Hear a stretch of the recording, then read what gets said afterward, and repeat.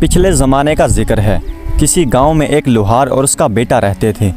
एक दिन बेटा अपने बाप से कहने लगा, अब्बा अब्बा मेरे लिए एक छुरी बनाओ जिसकी धार बहुत तेज़ हो। बाप ने कहा, बेटा छुरी भली ना कठारी, ये तो बताओ तुमने छुरी का करना क्या है। बेटे ने गोल मोल सा जवाब दिया, बस अब्बा मुझे छुरी चाहिए। आखिर बेटे के बेहद इसरार पर बाप ने लोहे की छुरी बना दी। जब बेटे के हाथ में हथियार आ गया तो वो शेर हो गया। लगा बाप को डराने धमकाने कि अब्बा फौरन राजकुमार के महल में जाओ और मेरे लिए राजकुमारी का रिश्ता मांगो, अगर नहीं मांगा तो मैं ये छुरी मारकर तेरा सर तन से जुदा कर दूंगा। लुहार बेचारा ये सुनकर थरथर कांपने लगा। लड़के की आंखों में खून उतरा हुआ था। लुहार उस घड़ी को कोसने लगा जब उसने बेटे को छुरी बनाकर दी थी। अब सोचने लगा कि करूं तो क्या करूं, उधर कुआं इधर खाई। अगर राजा से रिश्ता मांगने गया तो राजा मुझे मार डालेगा और ना गया तो बेटा मुझे मार देगा। आखिर काफ़ी सोच विचार के बाद उसने फैसला किया कि यूं मरने से बेहतर वहां मरना बेहतर है। चलो राजा के पास चलता हूँ, चाहे कत्ल ही क्यों ना हो जाऊँ। बात तो हो जाएगी कि लुहार राजा से रिश्ता मांगने आया था। अपने बेटे के हाथों गुमनामी की मौत मरने से बेहतर है कि राजा के हाथों इज्जत से मशहूर होकर मर जाऊं। एक दिन लुहार हिम्मत करके राजा के पास पहुंचा और वहां जाकर अपने बेटे के लिए राजकुमारी का रिश्ता मांगा। ये सुनकर राजा के तन बदन में आग लग गई कि कमी होकर मेरी बेटी का रिश्ता मांगता है। दिल तो चाहा कि अभी जल्लाद को हुक्म देकर उसका सर तन से जुदा करवा दूं, लेकिन वजीर जरा समझदार था। राजा के कान में सरगोशी करते हुए कहने लगा, महाराज इसे मरवा दिया तो खाम खां हंसी मजाक होगी, लोग बात का बतंगड़ बना देंगे, हम किस किस का मुंह बंद करेंगे। अक्लमंदी यही है कि हम किसी तरह से इसे टाल दें, सांप मरे और लाठी भी ना टूटे। हम इससे ऐसा सवाल कर डालते हैं कि जिसका जवाब ये सारी ज़िंदगी भी ढूंढ नहीं पाएगा। अगर गुड़ देने से ये मर जाए तो जहर क्यों दीजिए। उसके बाद वजीर लुहार से मुखातिब होकर बोला, मियाँ लुहार, हम राजकुमारी का रिश्ता तुम्हारे बेटे से करने के लिए तैयार हैं, लेकिन उसके लिए हमारी एक शर्त है कि तुम्हारा बेटा कोई ऐसा काम करे जो आज से पहले ना किसी ने किया हो और ना किसी ने देखा हो। लुहार शर्त सुनकर वापस लौट पड़ा और अपने जिंदा बच जाने पर खुदा का लाख शुक्र अदा किया। घर आकर उसने अपने बेटे को ये बात बताई। दोनों बाप बेटे ने गांव छोड़ने का इरादा किया और इस शर्त को पूरा करने के लिए सफर पर रवाना हो गए। चलते चलते एक घने जंगल में पहुंचे। क्या देखते हैं कि एक आदमी शरी यानी शीरस के दरख्त के नीचे बैठा है। जमीन पर चारों तरफ शरी के पीले पीले फूल बिखरे हैं। आदमी ने चूल्हे में अपनी टांग डाल रखी है और पैर में से तड़ातड़ आग के शोले निकल रहे हैं। चूल्हे पर खोलते हुए तेल की कड़ाही रखी है और वो पकोड़े तल तल कर खा रहा है। लुहार और उसके बेटे ने जब ये अजीब मंजर देखा तो वो हैरान हो गए और एक दूसरे से कहने लगे, ये काम तो राजा ने कहीं ना सुना होगा और ना कहीं देखा होगा, चलो यही सीखते हैं। लुहार उस आदमी से मुखातिब होकर बोला, अल्लाह के बंदे, मेरे बेटे को अपना शागिर्द बना लो और उसे भी इस तरह से पकोड़े तलना सिखा दो। वो आदमी लुहार से बोला, मियाँ आगे चले जाओ, आगे मेरा उस्ताद बैठा है, वो तुम्हारे बेटे को शागिर्दी पर रख ले तो रख ले, मुझे शागिर्द बनाने की इजाज़त नहीं है। ये सुनकर दोनों बाप बेटा आगे चले गए। चलते चले जा रहे थे। आगे क्या देखते हैं कि एक बड़ की छांव के नीचे एक आदमी बैठा है और बड़ के चारों तरफ बड़ का फल बिखरा हुआ है। उसने चूल्हे में अपनी टांग डाल रखी है और एड़ी में तड़ातड़ आग के शोले निकल रहे हैं और चूल्हे पर उबलते हुए तेल की कड़ाही रखी है और वो जलेबियां तल तल कर खा रहा है। लुहार और उसके बेटे ने जब ये मंजर देखा तो एक दूसरे से कहने लगे, अरे ये काम तो पिछले काम से भी मुश्किल है, ये काम तो राजा ने ना कहीं देखा होगा और ना कहीं सुना होगा, चलो यही सीखते हैं। लुहार उस आदमी से मुखातिब होकर बोला, अल्लाह के बंदे, मेरे बेटे को भी अपने शागिर्दी में रख ले, इसे भी इस तरह से जलेबियां तलना सिखा दे। उस आदमी ने लुहार से कहा, मियाँ आगे जाओ, आगे मेरा उस्ताद बैठा है, वो तेरे बेटे को शागिर्दी पर रख ले तो रख ले, मुझे शागिर्द बनाने की इजाज़त नहीं है। यह सुनकर दोनों बाप बेटा आगे रवाना हो गए। वो चलते चलते एक और जगह पर पहुँचे जहाँ क्या देखते हैं कि एक आदमी बेरी के पेड़ के नीचे बैठा है। ज़मीन पर बेरी के मीठे मीठे बेर बिखरे पड़े हैं। उसने भी चूल्हे में अपना पैर डाल रखा है और पैर में से तड़ातड़ आग के शोले निकल रहे हैं। चूल्हे पर गन्ने के रस से भरी हुई एक कड़ाही रखी है और वो गुड़ बनाकर खा रहा है। लुहार और उसके बेटे ने जब ये मंजर देखा तो मन ही मन में कहने लगे, अरे ये काम तो पिछले काम से भी ज़्यादा मुश्किल है, ये काम तो राजा ने ना कहीं सुना होगा और ना कहीं देखा होगा, चलो यही सीख लेते हैं। लुहार उस आदमी से मुखातिब होकर बोला, अल्लाह के नेक बंदे, मेरे बेटे को भी अपनी शागिर्दी में रख लो, इसे भी इस तरह से गुड़ बनाना सिखा दो। वो बोला, ठीक है, मैं तेरे बेटे को अपना शागिर्द बना लेता हूँ, इसे अपने पास रख लेता हूँ। ये लो चाबियाँ। वो सामने एक कमरा है, उस कमरे का दरवाज़ा खोलो और अपने बेटे को कमरे में बिठाकर बाहर से दरवाज़ा बंद कर दो। लुहार ने उस आदमी की हिदायत पर अमल किया। जब बेटे को कमरे में बंद करके वापस जाने लगा तो उस आदमी ने लुहार से चाबियां वापस ले ली और लुहार से कहने लगा, अब 1 साल के बाद वापस आना। लुहार चाबियां देकर अपने घर वापस लौट गया। उधर लड़का कमरे में भूखा प्यासा बैठा था, इंतजार कर रहा था कि कोई आए और उसकी मदद करे, लेकिन पूरा दिन गुजर गया और उसकी मदद के लिए कोई ना आया। फिर जब लड़के ने कमरे में चारों तरफ देखा तो उसके रोंगटे खड़े हो गए, खून खुश्क होने लगा। उसके सामने एक खौफनाक नज़ारा था। कमरे के अंदर चारों तरफ इंसानी हड्डियां बिखरी पड़ी थी। लड़के ने सोचा, न जाने मुझसे पहले कितने ही लोग इस मौत के कमरे में अपनी जान दे चुके हैं और मेरा हाल भी उनसे कुछ मुख्तलिफ नहीं होगा। मैं और मेरा बाप उस बाहर बैठे आदमी के धोखे में आ गए। अब मुझे भी इन आदमियों की तरह यहाँ पर एड़ियाँ रगड़ रगड़ कर मरना पड़ेगा। एक रोज़ मेरी भी हड्डियाँ इन हड्डियों की तरह बिखरी पड़ी होंगी। ये सोचकर उसकी आंखों में आंसू आ गए और फूट फूट कर रोने लगा। जब रोने से दिल का गुबार निकल गया तो कमरे में एक कोने में जाकर बैठ गया। दिल ने कहा, जब तक सांस तब तक आस। लड़के ने जमीन पर पड़ी हुई एक बड़ी सी हड्डी उठाई जिसका सिरा छुरी से ज्यादा तेज और तीखा था और दीवार खोदना शुरू कर दी। दीवार से मिट्टी गिरती रही और गिरती रही। आखिर रात दिन की मेहनत रंग लाई। दीवार में इतना बड़ा सुराख हो गया था कि एक आदमी उसमें से निकल सकता है। जब लड़का उसमें से निकलकर दूसरी तरफ गया तो क्या देखता है कि एक और कमरा उसका मुंतजिर है। कमरा खूब सजा हुआ है, कीमती पर्दे लटक रहे हैं। कमरे में बहुत कीमती कालीन बिछा हुआ है। जाली के पर्दे के पीछे सांस लेते हुए किसी बहुत हसीन जिस्म का एहसास होता है। जो ही लोहार के लड़के ने पर्दा सरकाया तो उसकी आंखें खुली की खुली रह गईं। क्या देखता है कि एक गदराए हुए गोरे रंग की मालिक एक बहुत खूबसूरत लड़की बिस्तर पर लेटी हुई सो रही है। जवानी की नींद में सांस लेते हुए उसका जिस्म मुसलसल हरकत में है। करवटों के बायस काले काले लंबे बाल उसके जिस्म से लिपटे हुए हैं। कुछ देर लड़का दीदे फाड़े उसे देखता रहा। उसी दौरान लड़की की आंख खुल गई। पहले तो लड़की अपने कमरे में अजनबी लड़के को देखकर डर गई और लड़का भी घबराया कि खुदा जाने क्या बला है। थोड़ी देर बाद जब दोनों मुत्तमीन हुए तो लड़की ने कहा, कोई बात नहीं, आजा मेरे पास आजा, यहाँ बिस्तर पर बैठ और मुझे बता कि तू कौन है और यहाँ कैसे पहुँचा। यह सुनकर लोहार के लड़के की हिम्मत बढ़ी। उसने अपनी सारी कथा कही। पहले तो लड़की ने उसे कुछ खाने के लिए दिया और फिर कहा, जो आदमी बाहर गुड़ निकाल कर खा रहा है और जिसने तुझे कमरे में बंद किया है वो आदमी मेरा बाप है। मैं भी जादूगरनी हूँ, तू फिक्र न कर, मैं तुझे जादू सिखाऊंगी। लड़की अपने बाप से 2 गुना ज्यादा आगे थी। बाप अगर 14 दर्जे पर था तो बेटी 16 दर्जे पर थी। लड़की ने लोहार के लड़के को जादू सिखाना शुरू कर दिया और उसके अलावा उसे तरह तरह के फल और लजीज खाने खिलाती। अच्छी से अच्छी उसे पोशाक पहनने के लिए देती। इसी तरह से 1 बरस गुजर गया, लेकिन लोहार लड़के को लेने के लिए ना आया। उसने सोचा कि जब तक मेरा बेटा कामिल जादूगर नहीं बन जाता उसे लेने के लिए नहीं जाऊंगा। इस तरह वो लड़का साहिरा जादूगरनी से जादू सीखता रहा और एक दिन अपने जादू में माहिर हो गया। 2 बरस के बाद लोहार वापस आया। क्या देखता है कि वो आदमी उसी तरह बेरी के दरख्त के नीचे बैठा है। जमीन पर बेरी के मीठे मीठे बेर बिखरे पड़े हैं और उस आदमी ने अपनी टांग चूल्हे में डाल रखी है और पैर में से आग के शोले निकल रहे हैं और वो उसी तरह से गुड़ बनाकर खा रहा है। लोहार ने पूछा, अल्लाह के बंदे, मेरा बेटा कहाँ है? 2 साल पहले मैं उसे तेरी शागिर्दी में छोड़ गया था। वो आदमी कहने लगा, मैं तो 2 साल से यहीं पर बैठा हूँ और गुड़ बनाकर खा रहा हूँ। ना मुझे फुर्सत मिली और ना मैंने वहाँ जाकर देखा। तो अपने हाथ से अपने बेटे को कमरे में बंद करके बाहर से ताला लगा गया था। ये ले कुंजियाँ और अपने बेटे को जाकर देख ले। बाप ने सुना तो उसके चेहरे पर हवाइयाँ उड़ने लगी। एक रंग आता और एक रंग जाता था। ये सोचकर कि 2 साल बाद बेटे की हड्डियां ही मिलें तो मिलें, वरना जिंदा मिलना तो नामुमकिन है। गुड़ खाने के उस शकीन आदमी को दिल में गालियां देता हुआ लोहार दौड़ा दौड़ा उस कमरे की तरफ गया और ताले में चाबी घुमाई। लड़की के कानों में जब चाबी की आवाज़ पड़ी तो लड़के से कहने लगी, अगर मेरा बाप हुआ तो हम दोनों को मार डालेगा और अगर तेरा बाप हुआ तो हम बच जाएंगे। लोहार दरवाज़ा खोलकर अंदर कमरे में गया तो कमरा खाली था। दीवार के सुराख में से गुजरकर जब दूसरे कमरे में पहुंचा तो क्या देखता है, सामने कमरे पर मसेरी पर एक खूबसूरत लड़की और उसका लड़का बैठे हुए हैं। मारने वाले से जान बचाने वाला ज्यादा बड़ा है। अपने बेटे को जिंदा देखकर बाप की जान में जान आई। दौड़कर बेटे को बेअख्तियार सीने से लगा लिया और खुदा का लाख लाख शुक्र अदा किया।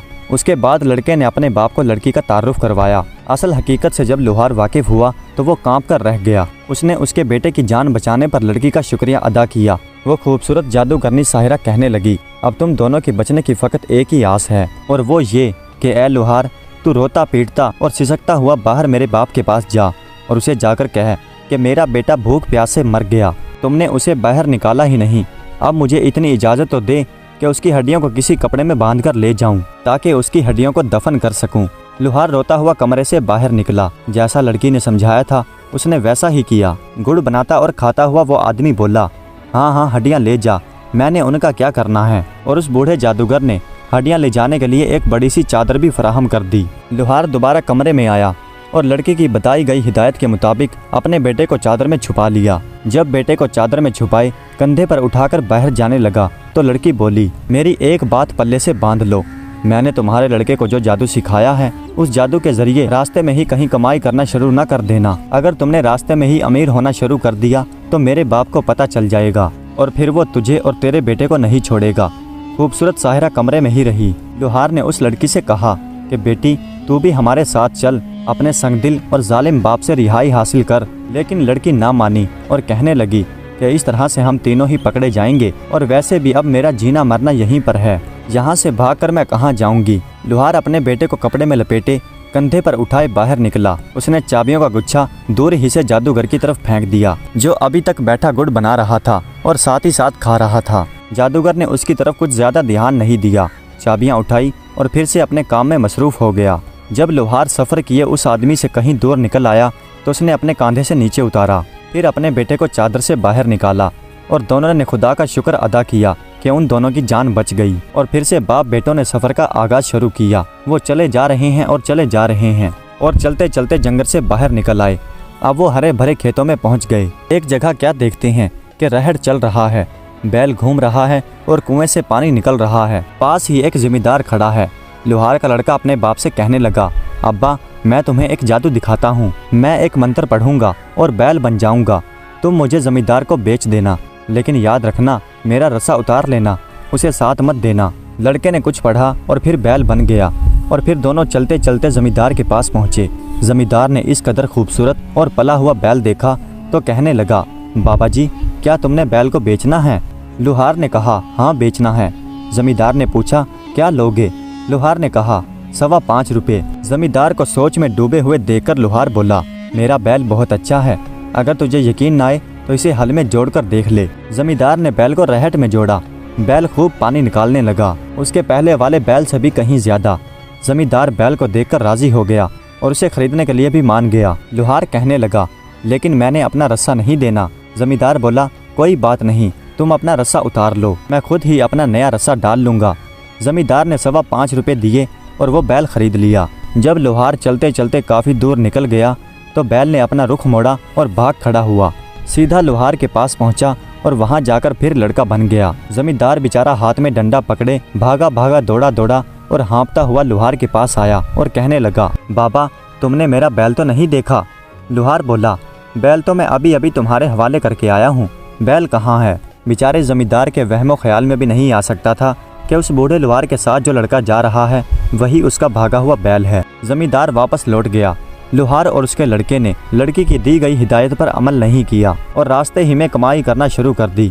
अब रास्ते ही में उन्हें उसका खामियाजा भुगतना पड़ा। बूढ़े जादूगर को पता चल गया कि लुहार का लड़का जिंदा है और मेरी कैद से फरार हो चुका है। मेरी अपनी बेटी ने उसे मुकम्मल जादू सिखा दिया है। वाकई ही घर का भेदी लंका ढाता है।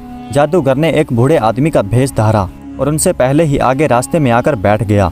लुहार के लड़के को क्योंकि पहले ही कामयाबी मिली थी, इसलिए उसने फिर से लालच किया और इस बार ऊँट बनने का सोचा। अब्बा इस बार तू मेरे बदले पूरे 9 रुपये मांगना और 1 रुपया भी कम मत करना, और याद रहे मेरे साथ नकेल मत देना।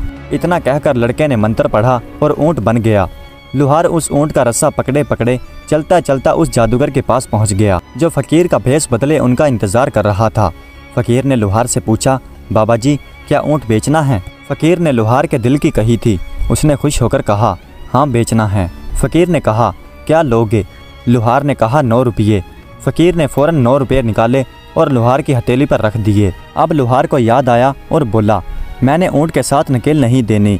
फकीर भी जादूगर था और राजदार था, नकेल के भेद और अहमियत से वाकिफ था और बोला, मैंने तुम्हें मुँह मांगी कीमत दी है और नकेल ऊँट के साथ ही खरीदा है, इसलिए नकेल तो तुम्हें देनी पड़ेगी। गर्ज उनके बीच इतनी बहस और इतनी तूतू मैमे हुई कि राह चलते मुसाफिर रुक गए और इर्द गिर्द खेतों में काम करते हुए किसान भागे भागे आए और वहां पर जमा हो गए। फकीर ने लोगों से मुखातिब होते हुए कहा, लोगों, खुदा लगती कहो, क्या तुमने आज तक ये सुना है कि कोई जानवर बिक जाए और बेचने वाला जानवर बेचने के बाद उसके गले से रस्सा उतार ले? देखो देखो, ये आदमी मुझे पूरी कीमत पर ऊँट बेचने के बाद ये नकेल वापस लेने पर झगड़ा कर रहा है। फकीर की बात में वजन था।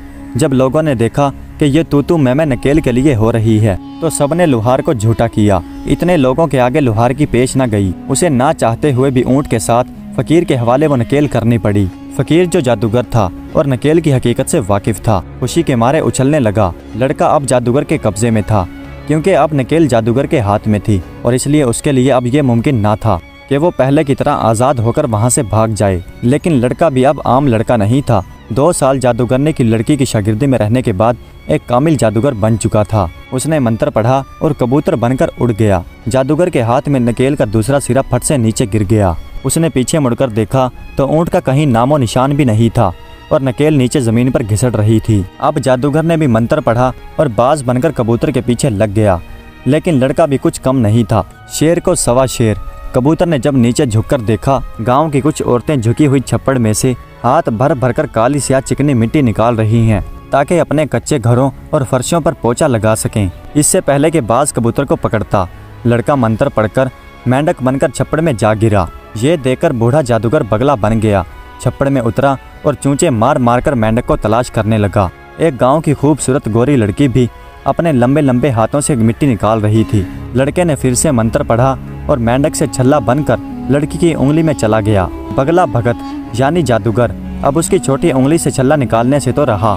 थोड़ी देर बाद औरतें मिट्टी बर्तनों में डालकर अपने घरों की तरफ चल पड़ी। जैसे ही लड़की अपने घर पहुंची, जादूगर बगले से फकीर बन गया और सदा लगाते हुए उनके घर पर जा पहुंचा। लड़की छन्ने में आटा डाले दरवाजे पर आई। जादूगर बोला, बेटी, मैंने आटा नहीं लेना, मैंने तो वो छल्ला लेना है जो तुम्हारे दाएं हाथ की छोटी उंगली में है। ये बात सुनकर लड़की को गुस्सा आ गया। तू कौन होता है मुझसे ये छल्ला मांगने वाला? जब यह तकरार लड़की के माँ के कानों में पड़ी तो वो भी दरवाजे पर आ गई। अब जो माँ को असल बात पता चली तो वो लड़की से बहुत खफा हुई। माँ शक्की मजाज औरत थी। लड़की से कहने लगी, तू तो छप्पड़ से मिट्टी लेने गई थी, ये छोटी उंगली में छल्ला कहाँ से पहनवा कर आ गई? बता, तेरे किस यार ने ये छल्ला दिया? इसे फौरन उतार और फेंक। आ लेने दे तेरे बाप को, सब बताती हूँ। इससे पहले कि तू कोई चांद चढ़ाए, कर देती हूँ तेरे हाथ पीले। लड़की बेचारी अजीब मुसीबत में फंस गई थी। उसने अपनी छोटी उंगली से छल्ला निकालकर फेंक दिया। फकीर इसी इंतजार में छल्ले पर आंख रखे खड़ा था। उसने छल्ला पकड़ने के लिए हाथ आगे बढ़ाया। लड़का फिर छल्ले से कबूतर बनकर उड़ गया और जादूगर बाज बनकर उसके पीछे लग गया। आखिर राजा का महल आ गया। दोनों उसके ऊपर उड़ रहे थे। राजा कचहरी लगाए बैठा था। इससे पहले कि बाज कबूतर को पकड़ता, लड़का कबूतर से सोने की तार बन गया और बादशाह के ताज में जाकर गिर गया कि यहाँ से तो बाज मुझे नहीं निकाल सकेगा। जादूगर फिर बाज से फकीर बन गया और बादशाह के सामने आकर सदा लगाई। राजा ने कहा, मांग, क्या मांगता है? फकीर ने कहा, राजा, तेरे ताज के अंदर जो सोने का तार है वो मुझे दे दे। ये बात सुनकर राजा को बहुत हैरत हुई कि मेरे ताज में सोने का तार कहाँ से आया। ये सोचकर उसने एक हाथ ऊपर उठाया कि ताज में हाथ डालकर देखे तो सही। जो ही राजा ने ताज में हाथ डाला और राजा के हाथ में आते ही तस्बीह बनकर टूट गया और जमीन पर बिखर गया। फकीर फौरन मुर्गा बनकर उन्हें चुगने लगा और लड़का देखते ही देखते मोतियों से बिल्ला बनकर उसने मुर्गे को पकड़कर दबोच लिया और वहीं पर मार दिया। राजा दम बखुद हैरान परेशान ये सब कुछ देख रहा था। हैरत से उसकी आंखें फटी जा रही थी। ऐसा मंजर राजा ने कभी अपनी आंखों से नहीं देखा था। उधर मुर्गे को मारने के बाद लड़का अपनी असल हालत में वापस आ गया था और आगे बढ़कर राजा के रूबरू आदाब बजा लाया। राजा, जो अभी तक हैरत में डूबा हुआ था, बामुश्किल ही बोला, ये सब क्या माजरा है? लड़के ने कहा, महाराज बताइए, क्या आज से पहले आपने ये सब देखा या सुना? राजा हैरत से मुंह में उंगलियां दबाए हुए बोला, नहीं, कभी नहीं। इस पर लड़के ने कहा, महाराज, आप अपना मुआहदा याद कीजिए जो आपने मेरे बाप से किया था। मैं उसी लोहार का लड़का हूँ। मैंने भरी कचहरी में इतने लोगों के सामने आपकी शर्त पूरी कर दी है। अब आप अपना वादा पूरा कीजिए और मुझे राजकुमारी का रिश्ता दीजिए। राजा के पास अब कोई रास्ता नहीं रहा था। उसे मजबूरन हाँ करना पड़ी और अपनी बेटी का रिश्ता उसे देना पड़ा। चंद रोज बाद लोहार अपने लड़के को सजाए घोड़ी पर बिठाए बारात लेकर राजा के महल में आ गया। धूमधाम से शादी हुई। लोहार का लड़का बादशाह का दामाद बन गया। चूँकि राजा का कोई बेटा नहीं था, इसलिए राजा ने लोहार के बेटे को ही अपना वलीअहद बना लिया। चंद सालों बाद जब राजा मर गया तो लोहार का लड़का तख्त पर बैठा और निहायत आन बान से हुकूमत करने लगा। प्यारे दोस्तों, उम्मीद करता हूँ कि आज की ये वीडियो आपको पसंद आई होगी। अगर वीडियो अच्छी लगी हो तो कमेंट्स में अपनी राय का इजहार ज़रूर कीजिएगा। हमारे चैनल को सब्सक्राइब कर दीजिएगा। वीडियो देखने का बहुत बहुत शुक्रिया।